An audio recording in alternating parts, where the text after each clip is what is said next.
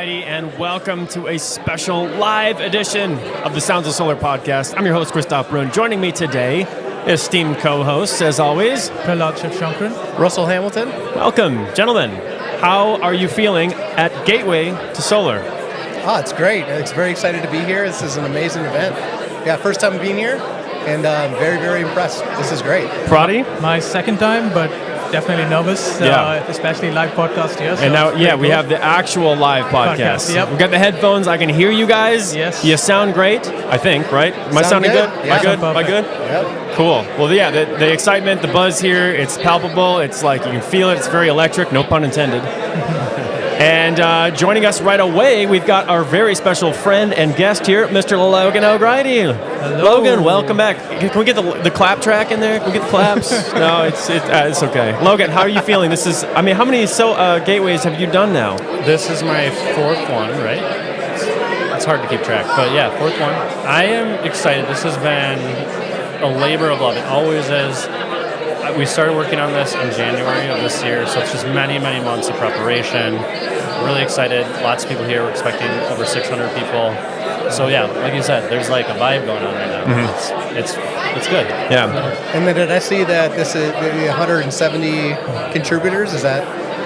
So we have, I believe, 53 vendors and sponsors, and then we have 115 different speakers across 36 different panels over the next 2 days. So topics awesome. ranging from different sectors of our industry, manufacturing, recycling, community solar, rooftop solar, mid-scale DG, utility solar, so a whole bunch of different topics. What's the biggest difference between 2023 and 2024? What's your vision? I know you spoke about it, that you have a vision. Yeah. Maybe you want to elaborate on that? You kind of learn something every year when you do this, and going into this year, I really focus on what is the content that we are putting out, because I do think that makes our conference different than other conferences around the country, and it's no shade to other conferences. I love going to them. I go to RE Plus Midwest, RE Plus, I love going to them, but we are really thoughtful about what we put out and who we have come to speak and the topics that we have, because we want people to come and learn something, feel like they're part of this small community that we have in Minnesota, and we get tons of positive feedback about the content that we have and the specific topics and the depth of knowledge and expertise that we have here in the Minnesota market. So I really focus on a very diverse agenda for this year, covering every sector of our industry and making sure that our panels have diverse voices on them. So far, I think we're getting good feedback, but we're one panel in, so we have a long way to go. There you go. So what are you looking forward to the most for the next 2 days? Yeah, Besides the after party. Yeah, that is always nice, kind of relax. Honestly, I just finished one of the things that I was looking forward to the most. We asked Bernadette del Chairo, who is kind of my counterpart in California. She's the executive director of the California Solar Storage Association. They are the largest business-focused industry group in the country with 700 members. Put that in context, MnSEIA has 170 members. So I do have a question for her. How do you manage that? Because it is just difficult to meet the needs of so many people and so many diverse views. But what California just went through is something that we need to avoid here in Minnesota. We called it the solar coaster, and it really went from California being the model and the gold standard of what everyone else should be doing. They showed us how to do it. They invented solar panels, right? They know what they're doing there. And now, after what they call net metering 3.0, where they basically gutted the net metering program in California and slashed the rates, they have lost 60% of their industry there. Largest green jobs loss in the history of our country. So I wanted to have that conversation with her because I know that fight is coming here to Minnesota, and we don't have as large of an industry as they do, right? So weathering that, what I called an earthquake, is going to be impossible unless we get ahead of it. So talking with her was really great. Learn what happened, learn how to stop it, what can we do better, how can we make sure that net metering, the right of Minnesotans' right to go solar, is preserved. So that was a big one, and we're done with that now. So now I'm just looking ahead to the next couple of days. So. Very good. Yeah, I'm excited to hear more about all that. So as everybody knows, as my crew knows, Bernadette will be coming, taking my seat, and I'll be listening live so I can keep up on the conversation. So we only had 4 mics, so we'll get a 5th one. We got to send you down on the floor live. Like, Russ, can you come in? What's happening on the floor? Yeah. Like the spin room. Yeah, exactly. Cool. Well, I think that's probably a good segue. I think is Bernadette ready? Is Bernadette ready or not quite yet? Okay, sure. Bernadette's not quite ready. So Logan, you said how many gateways has this been for you? Fourth. This will be my fourth one. Yeah. So a lot of time spent just in the Minnesota solar industry. What's your favorite part about Minnesota solar? That is a tough question because I have a lot of favorites, but I think like anything else, it's the people, right? Minnesota, I mentioned, our industry size is a fraction of what California, our largest example, is. They have, I think, 60 gigawatts of deployed solar. We have 4. So we're here. There's a lot of people here. Like I said, over 600 people. But this industry is really small, and you get to know people really well, and you get to know different companies and how they operate and their needs and different subsectors and sectors. So I just love this event every year because it's kind of like a family reunion because I get to see all the people that I have the privilege of representing every day. And so just kept touching base with them, having really important conversations like the one that I just had and the subsequent conversations to come is just really important to me, really important to our industry and our organization. So you said in California you have 60 gigawatt, we have 4. Obviously California is a much larger populated state. Percentage-wise, where do we line up with what California is doing? Do you know? I don't know the percentage, but I do know that in California, 30% of their energy comes from solar, and in Minnesota, I think I used the 4 number wrong earlier. It's 4% of our solar. And what's even crazier about that is they have such a vast rooftop market there, which is why there was all these attacks on net metering that we'll talk about a little later. But we have less than 1% of our rooftops in Minnesota have solar. That's a massive failure, I think, on my part, to be honest. And I think that is what we are trying to improve is protecting Minnesotans' rights to go solar and self-generate and deploying more solar on rooftops. How much of that is policy related and how much of that is, I know, dumb question, but is it because it snows a lot here? Is it winter? Like, what is driving that? Yeah. I talk about policy in Minnesota and solar as really what is enabling everything because we are a young industry, right? The majority of our solar really started going online in about 2017, and that was enforced by policy that passed in 2013. We don't have the luxury of being an industry that has been around for 2 centuries. So we didn't start up and then followed later with the regulations and the policies to help support that. Our industry, when we started from scratch, was completely enabled by policy. And we can point to 2 different things in particular of where this happened. So in 2008, Tim Pawlenty, a Republican governor in Minnesota, pushed the Next Generation Energy Act that put forward actual carbon goals into Minnesota law. They're just goals, they weren't requirements or mandates, but that put us on the starting block, right? Then in 2013, the legislature came through with the Solar Energy Jobs Act and created the Community Solar Garden Program, put net metering into statute, created the value of solar, had a small solar percentage that utilities had to meet. That happened because lawmakers were smart enough to realize that to create, basically from scratch, a nascent industry, they had to do so via law. And so that all of our stuff, everything that we're doing is enabled and or inhibited by policy. So when you mention snow and other things, those are all just myths that we like to debunk. We actually, if you look at our solar potential in Minnesota compared to regions of the southeastern part of the United States, so we have sun here, we have cold days, which is good for solar generation. So it's all policy driven, and that's why MnSEIA exists. What is the goal? Do we have a goal for what percentage you want to see? So you're saying we're at 1% rooftops now. Mm-hmm. What is the goal? What is the timeline? Yeah, that's a good question. I would love to, you're going to talk to Bernadette in a little bit. She helped enable the 1 million solar roofs in California initiative. I want to look at that and see what did they do and how did they come up with that number. We maybe have to scale it to Minnesota. But we do have a small scale solar requirement right now. We have a distributed solar energy standard, which we put into place last legislative session, which is like about 3% of utility retail sales. That's a good start, and I think if we see utilities do that, we'll show it works and prove that distributed energy resources actually enhance everything, right? And so I think I want to get there and then push for more. I would like to see, behind the meter resources and distributed energy resources be at least a quarter of our energy procurement. Okay. And what's the goal? I think it's worth reiterating the goal, but 2040 is when Minnesota's trying to go completely 100% renewable? Yep, so the 100% carbon-free standard is 2040. And that is, in our opinion, from the organization, more of a utility scale and utilities requirement more than anything else. That's why we subsequently pushed as an organization for this distributed solar energy standard that would ensure that, our distributed developers have some pie. There's plenty of pie to go around. That's what Bernadette said in our conversation, and we'll cover that again too. And I think making sure that everybody in our industry has something is how you write good policy.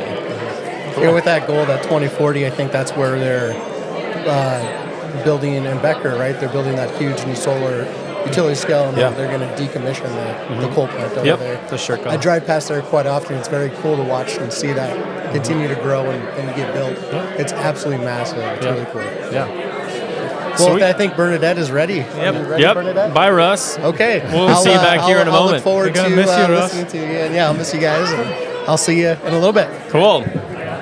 Well, while they get set up, Logan, what else would you like to mention? Just why we have a moment here. Yeah, I mean, you guys asked about, some of the other things I'm looking forward to.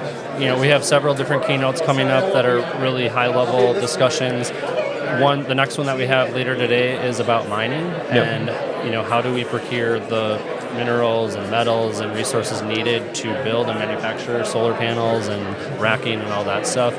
I don't know the answer to that question, to be honest with you. I know that we should be doing more recycling.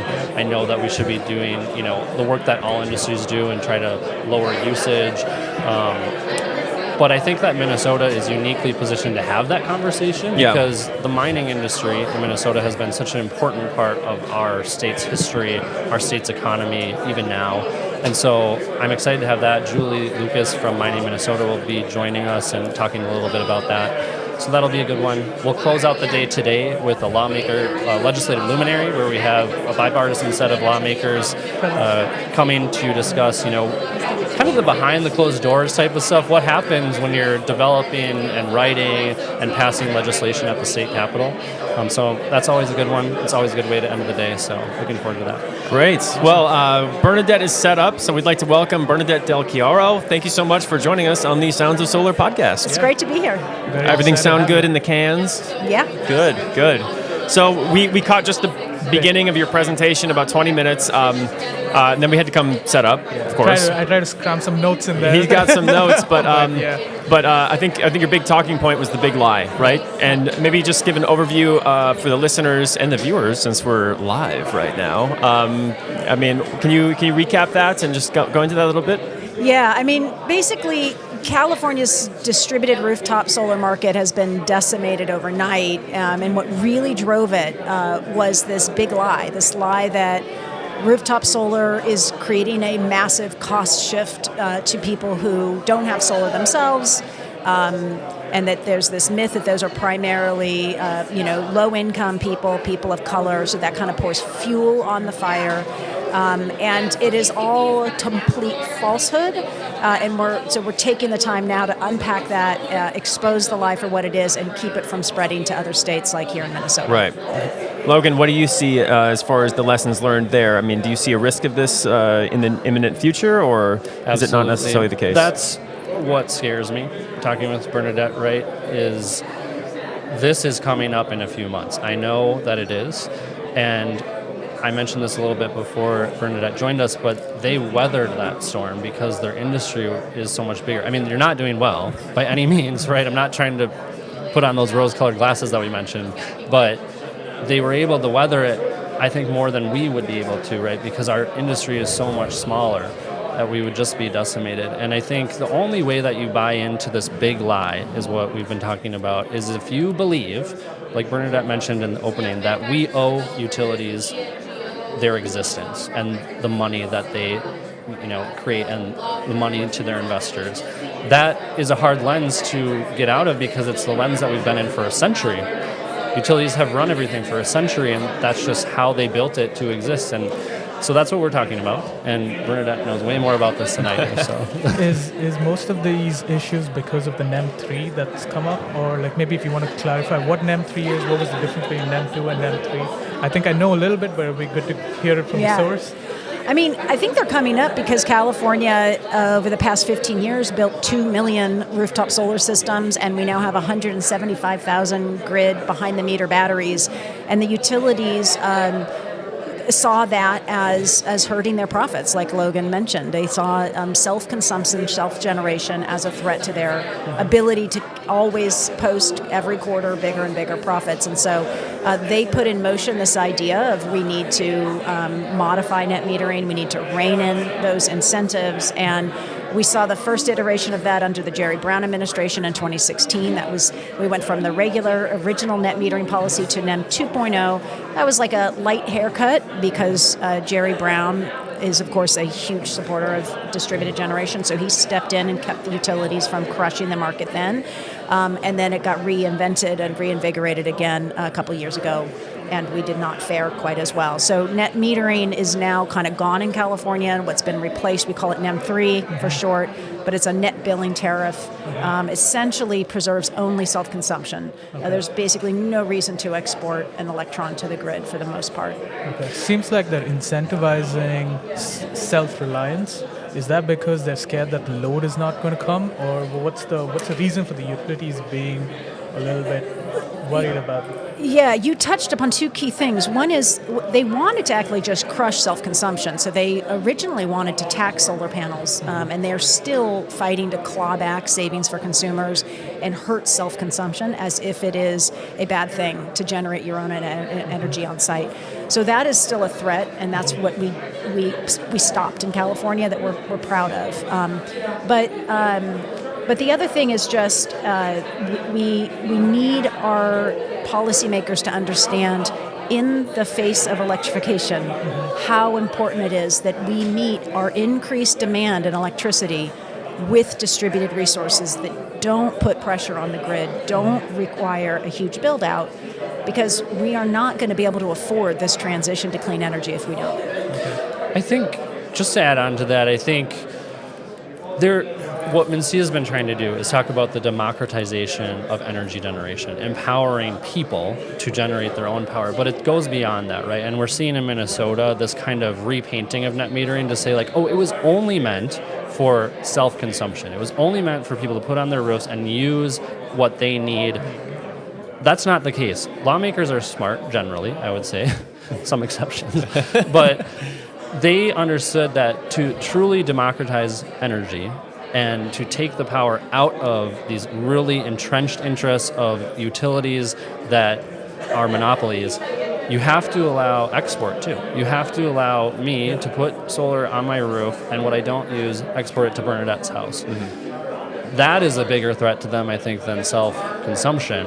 And you'll even hear, cooperative electric utilities in Minnesota talk about how we're fine with, self-consumption, but at 40 kW and under only, because they limit size. It's another way that they completely try to limit this initiative.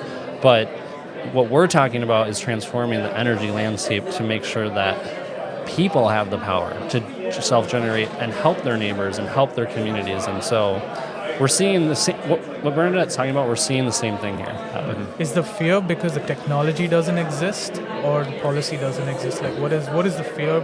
Like, can I do a vehicle to get grid, like take a Tesla and charge, like send it back? Is that something we can do right now in Minnesota, or like, what's the? Well, the fear is they will make others of DERs are competing with us. We've never had people competing with us before. We've had complete control over the entire system until now, when technology allows people to self-consume and self-generate. That is the fear, I think. Oh yeah, I mean, literally the utilities make a profit that they share with their shareholders and share with their executives off of building an ever bigger grid. And so if you actually downsize the grid and increase the use of self-consumption and distributed energy resources, you don't need to build as big of a grid, so that cuts into the utilities' profits. That's the fear. Of course, on the eve of electrification, it is not a real rational fear. And this is the other message that I think really needs to get out to the clean energy movement around the country, is we are only stabbing ourselves in the foot by buying into this cost shift myth. It only is going to hurt our ability to decarbonize. What is the role of the grid going forward then, as far as like if self-consumption is very prevalent? I mean, how? Of course, historically the grid supplied 100% of the energy, a sole utility player. Like how is that going to change? Obviously, that the role of a major utility provider is going to decrease, but they still have an obligation to create the grid. I mean, how is that going to change moving forward? I mean, basically, Logan, you should answer this too, but in California at least, there is no real dissonance here. What we have done in California, building 16 gigawatts of rooftop, or distributed, I'll call it rooftop, but it's all distributed resources, some parking lots, some ground mount. Behind the meter resources, all they've done is lowered peak demand. They have met an increase in load with on-site distributed resources, whether it's self-consumption or sharing it with a neighbor, that has all taken pressure off of an already stressed out grid. As we move forward, distributed energy resources are only going to displace load increases, which will allow us to park an EV in every driveway. Those EVs eventually can be bidirectional and contribute. We should be sharing our resources and creating virtual power plants through these distributed resources. But what that's going to do is the utilities are going to still have a role to play. They're kind of like running the highway system, but they're not going to be able to just keep posting these fantastic profits every single quarter. They're just going to have to be a little bit smaller. Still a good investment. It's like the Monopoly game, right? The utilities weren't Park Place. They are in California. Yeah, I mean, so the question is, what role do utilities kind of play? That was kind of the question, and I think that is the hardest part about this, is delivering that message. Like, utilities still have a role to play in all of this, and especially when it comes to our transmission system, but there's also a problem in how we incentivize utilities to make money. They make money by building out their transmission system. What is it, California, $110 billion proposal to build out their transmission system? You don't need to spend that money if you have things on the distribution system, which is already set up to handle that. Of course, they need to upgrade the distribution system too, but we have our own problems in Minnesota there. But that is, I think, a tough question for the utilities to deal with, right? I think if you look at other regulated sectors like telecom, electric utilities saw what happened to phone companies, right? As people started using cell phones. They don't want that to happen to them. So they're trying to just hang on to the power that they have. Interesting. So, yeah, I mean, as we move forward, I think it's important for folks to understand too. Our electric demand is going up, and I want to say it's not even linearly. I mean, you think about things like data centers and things that are incredibly energy intensive that are becoming so commonplace. I mean, AI is one market sector that's driving this, and I think a lot of the general population doesn't understand how much electricity that requires, and that's where these things like renewables, I mean, obviously play a huge part in curtailing the peak demand. It's all part of it, right? Yep. Yeah. And then a quick question on the batteries. I think I was listening to your talk about how batteries is more incentivized right now. Is that causing, general folk to install batteries and not solar? Is that one of the reasons why there's been a loss in jobs? No, most batteries are attached to a solar panel. Okay. Very few consumers are doing just a battery. Okay. Solar is what sells the battery. Batteries don't sell themselves. What people want is they want their ability to have their own source of electricity, have it be reliable, and have it be affordable. They want to be able to drive their EV in home and plug it into the solar panels. They want to put in a heat pump and have that charged by the sun. They don't want to see their utility bills quadruple because they've done the right thing for the planet. And that is where solar paired with batteries really helps. Unfortunately, what California did was we basically, just shoved the solar economics over a cliff and pretended that the battery economics didn't go over with it. We made solar and storage more expensive, and then we're shocked that, the market is, 60% down. Consumers need to see a return on their investment just like anybody else, and in California that really is what went over a cliff. And it's I think it's typical to see solar return of investment in 10 years. Has that changed now with this? Yeah, I mean, really what we see driving middle class, working class investment in distributed resources is when you have that payback more in like the 5 to 7 year range. Oh, wow, okay. That's where you really get people who aren't like technology enthusiasts, like early adopters. They trust, most people move every 7 years. So if you have a payback beyond 7, it really hurts adoption of these technologies. So we were in that sweet spot and just humming along with our largest segment of our market, over 60% in that low and middle working class demographic. Now we're in the 10-year range with a battery, and you're just seeing the drop off. Yeah, and if I can jump in. What I found fascinating about your talk too, as we're talking about kind of the economics of solar, is Bernadette talked a lot about myths, like busted a couple myths, and one of them was solar is only for rich people, and only rich people can afford to do it. That's not the case of what you're seeing in California, right? No, not at all. It's primarily, we always joke that it's like the middle class and working class's favorite home improvement project. They're getting hit with incredibly high utility bills. They want out from under that, and they like this independence that having a solar on their roof gives them. And they offer clean air and new technology, and the sun is just magical and cool. But yeah, it is primarily a middle class and a working class investment. It's also being adopted by more than 58% are families of color. So it is all over the state, all over the demographics. Everybody loves it. But the utilities kind of prey upon these old ideas of solar only being for rich white people that live on the coast and are liberal. They prey upon that preconceived idea, and then I think a lot of us hear that, and then it just fits our own notions, and so it sticks.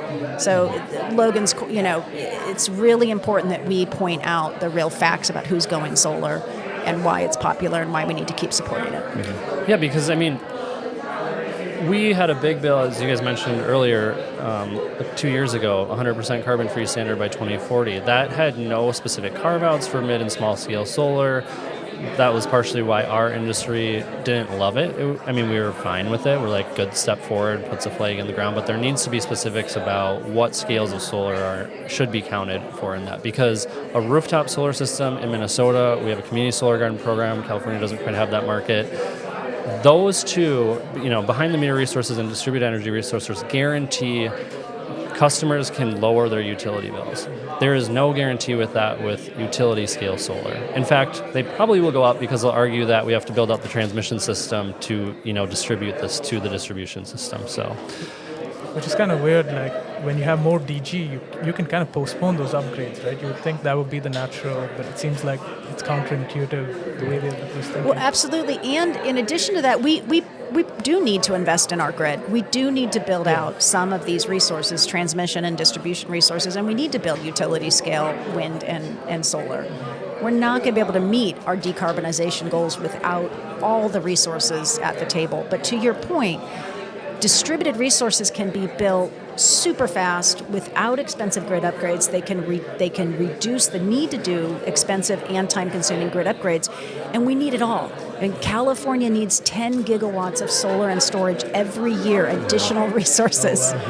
We have never hit that. We're behind every year. We fall further and further behind, and yet we just gutted the most agile, fast to develop resource that we had available to us. So it's really a tragedy for the entire clean energy movement, not just for rooftop solar. So you touched on, I think in your presentation earlier, I saw there was the massive increase, and then there was the cliff. The cliffs happened. Things look like they've been going up a little bit. What do you see as like a beacon of light in the future right now after this kind of dark period? Well, I think many people thought that the market would have rebounded more than it has.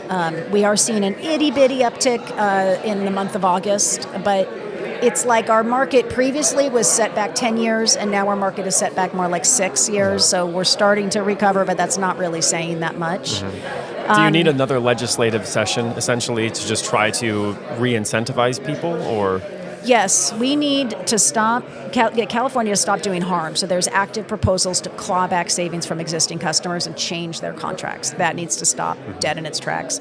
The high fixed charges, which are like a solar tax and different clothing, those need to be capped and kept small. That we have a $24 a month fixed charge that's uncapped, and the utilities would like $70 to $90 a month.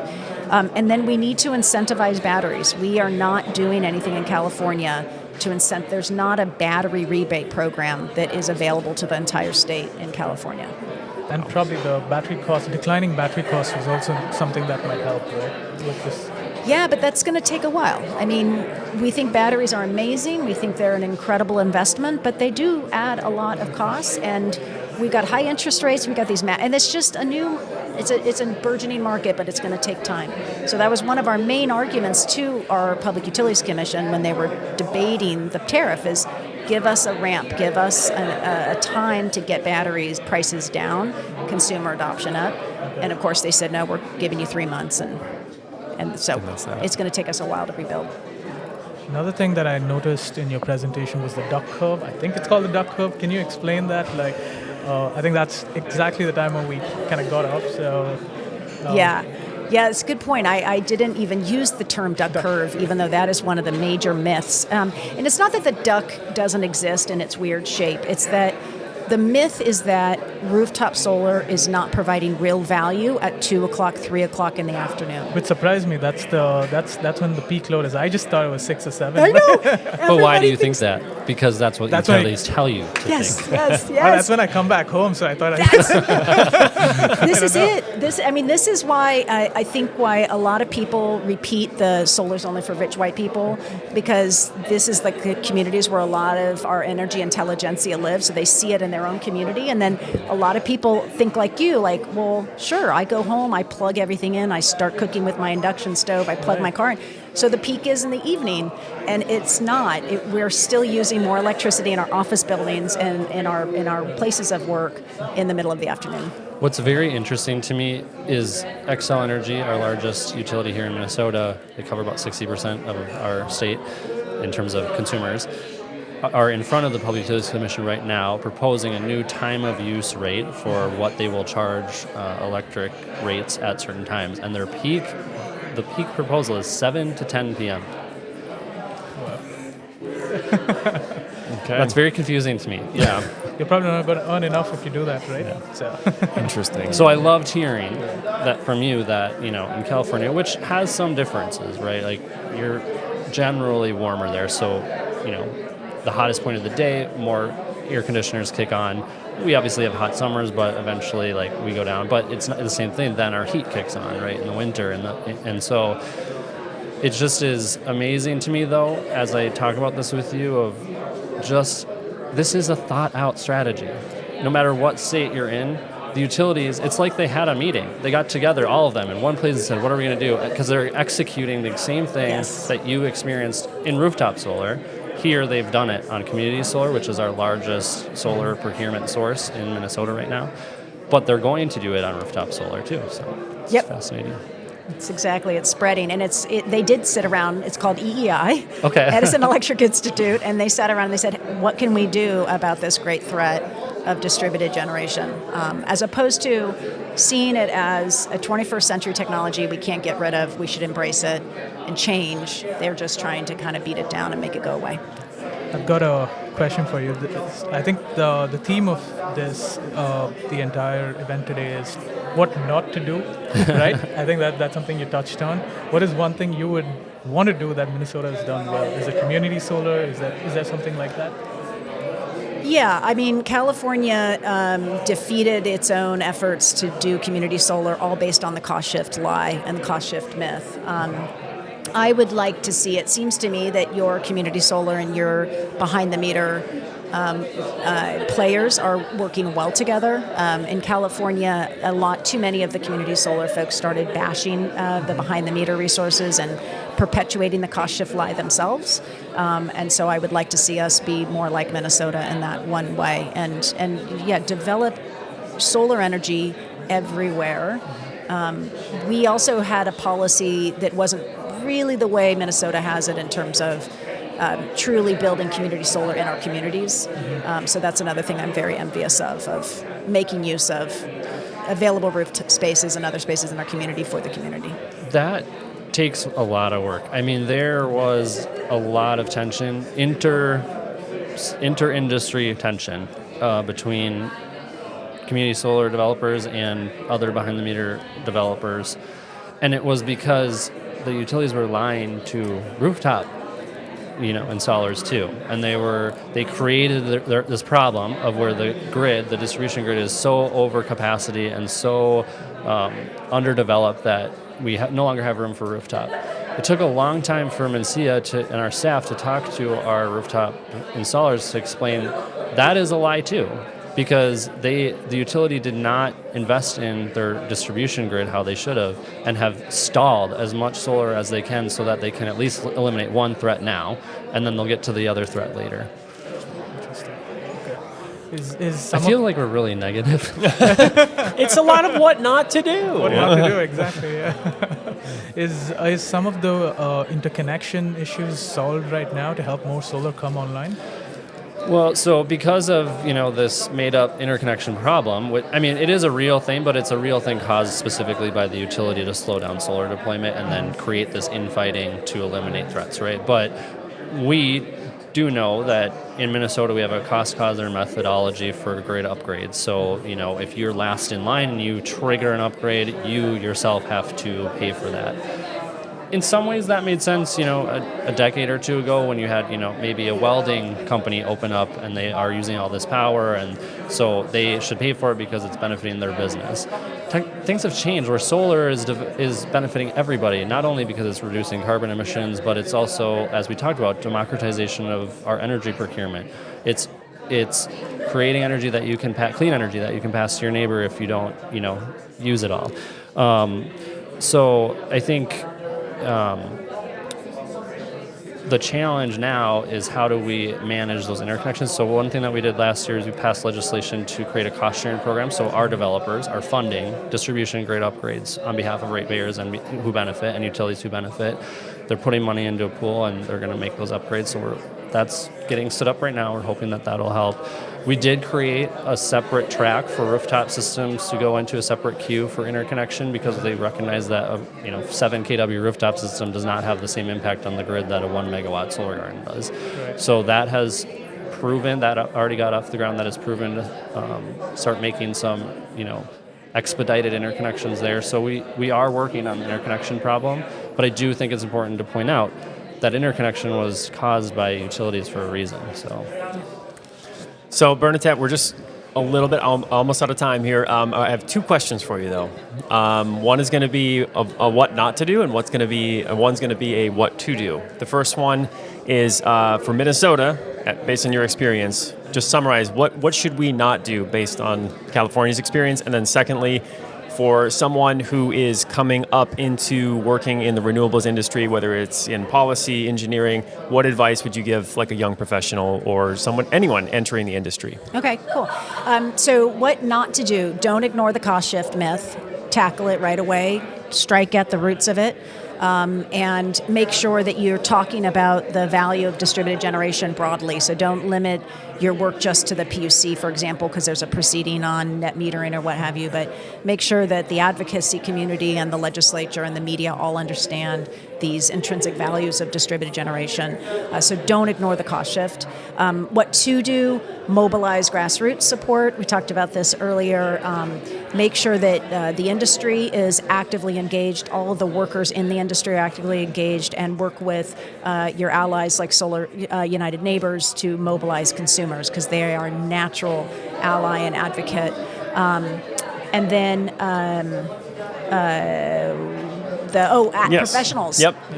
Honestly, stay really active and engaged. Come to conferences like this. Network and be informed in real-world policy fights, because that really is where the growth and the change is going to happen. It's going to be led with policy, and that's what enables the technology and the engineering and all of the incredible know-how that we can bring to the table is going to actually be made possible because we engage in public policy decisions. Awesome. That's 100% aligned with another guest that said the same thing. Look to policy first, and that's where the opportunities come, and also things to stay vigilant on. So, Bernadette Del Chiaro, thank you so much for joining us on the Sounds of Solar podcast. Great. we'll hopefully have you again very soon. I would love that. Thanks for Cool. having me. Thank you. So we're going to get Russ back in for his hot takes. I think Russ probably has some swag. You have some swag for Bernadette? Oh, it's the swag bags back here. We'll get that. Jordan will get that. So Logan, she's a font of information, isn't she? Yeah, I mean, again, as California goes, so goes the rest of the country when it comes to energy, and especially solar. And so their experience in solar as a state is multiple decades ahead of ours. So we are looking at them, and again, I'm terrified because we're looking at our future in a way, and I don't want what happened to them to happen here. So. Russ, you're just getting set up here. Were you able to live stream it? Yeah, I listened to it. It was a great conversation. What are your takeaways? Yeah, I just had a question. It sounds like there's a lot of the utility that's kind of pushing and fighting against this DG. Is there any way that those utilities can invest in the DG? Is that an opportunity? Because I think it's the same push we've seen with EVs and all the other car manufacturers where they pushed in, they bought all the patents and technologies and just buried them. Yeah. Is there an opportunity for these utilities to also invest in this? Yeah, we are seeing there is a newer proposal in Xcel's integrated resource plan to have a distributed solar or distributed energy resource kind of procurement program. In one hand, I'm like, great, they're finally hearing our message, right? That distributed energy resources help in so many ways. They make the grid more resilient, more reliable. They help cut costs because you don't have to invest so much in your transmission system. They democratize solar. They give consumers more choice. I mean, the list of benefits go on and on. So on one hand, I'm like, great, finally they're hearing our message. But on the other hand, the issue then becomes how do our members, our installers and developers of distributed energy resources, compete then with the monopoly who has all the power and all the data and the control and a lot of other things. I have a specific example of something like this. So I think it was 2 years ago, Xcel Energy, so our largest utility here in Minnesota, proposed what they call the Resiliency Services Program, where they would actually own, control, and operate solar and behind-the-meter batteries.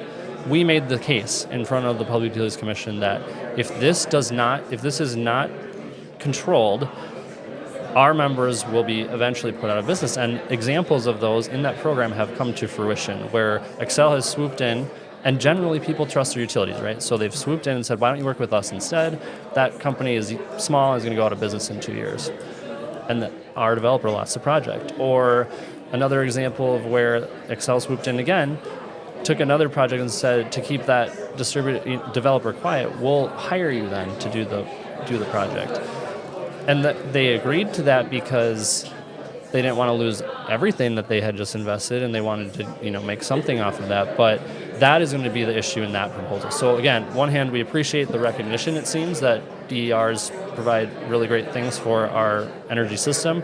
On the other hand, let's control it. Let's say that you can do two things. They can only own and control a certain percentage of the total overall, or that they kind of have a right of first refusal maybe, where our developers build these things and then they can purchase them at a competitively bid price if they want to. So there is some progress, I would say, on this kind of messaging that we've been putting forward, so invest in distributed energy resources. So good and bad, I guess. Yeah, it sounds like the monopoly machine is just going to continue to kind of run the show. And so I think I was hearing legislation is what's going to be able to help that, right? Like having legislation and laws created where the DG projects are protected from the big corporations from coming in and just buying them out, right? As I mentioned earlier, our industry is so policy driven, and there have been examples of this in the past where lawmakers, I'm thinking of Melissa Hortman, who's now the Speaker of the House in Minnesota. She was at our conference last year and really talked about how, to make utilities do things, you have to tell them to do it via statute or via legislation. So there are different ways to protect things. I mean, right now in Minnesota, we have a net metering statute, but we need to make sure that that's not repealed, right? So there's a lot of defense work that we're planning to do and protect Minnesotans' rights to self-generate. But there's ways to strengthen things too. And so I think we got to be creative about this. And how do we also work with the utilities too to to make sure that they're understanding these messages. So we're working on it. That's what we do. Awesome. Well, I think that kind of wraps us up here. Thank you so much for tuning into a live edition of the Sounds of Solar podcast. Prahalad, Russell, and Logan, thank you guys for joining me today. I'm Christoph Brun. And make sure, if you're at home, wherever you're at, listening, watching, like, share, subscribe, do the thing, whatever that thing is. Leave a comment, and I think importantly, share with other industry professionals, other people passionate about solar. And we'll see you again next time, a little bit later today, perhaps. We'll see. Thank you. Thank you, guys.